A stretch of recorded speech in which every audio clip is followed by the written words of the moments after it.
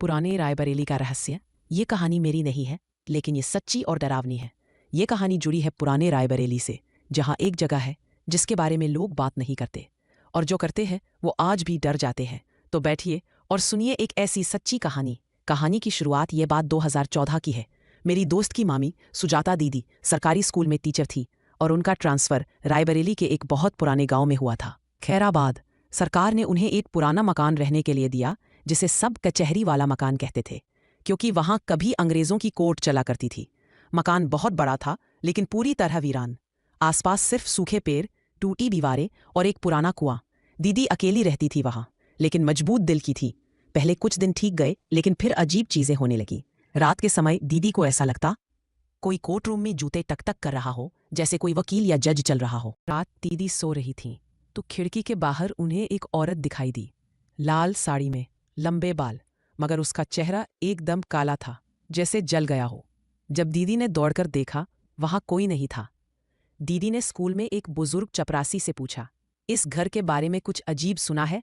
तो उसने कहा, मैडम, आप ही रह रही है उस घर में जिसमें अंग्रेजों के जमाने में एक बेगुनाह औरत को फांसी दे दी गई थी। उसका नाम था अमृता। लोग कहते हैं उसके साथ नाइंसाफी हुई थी, और मरने से पहले उसने कहा था, मैं तब तक लौटती रहूंगी जब तक मुझे इंसाफ नहीं मिलेगा। उस रात दीदी ने सपने में देखा, अमृता उनके सामने खड़ी थी, कह रही थी, मैं निर्दोष थी, मेरी मदद करो। अगली सुबह दीदी ने खुद महसूस किया कोई उन्हें लिखवाने के लिए मजबूर कर रहा है। वो टेबल पर बैठती और उनके हाथ अपने आप चलते।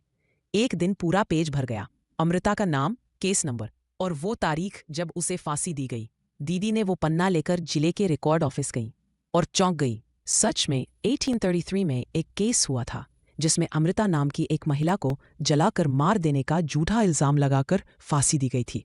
उसके बाद वहां कोर्ट बंद हो गया, लेकिन उसकी आत्मा वही उस पुराने घर में रह गई। दीदी ने वो कागज उसकी आत्मा के नाम पर उस पुरानी कचहरी रूम में रख दिया और एक दिया जलाकर बोले, तुम्हें इंसाफ मिल गया अमृता, अब चैन से रहो। उस रात पहली बार उन्हें गहरी नींद आई, और अगली सुबह दीवार पर लिखा मिला, धन्यवाद। उसके बाद वो मकान जैसे शांत हो गया।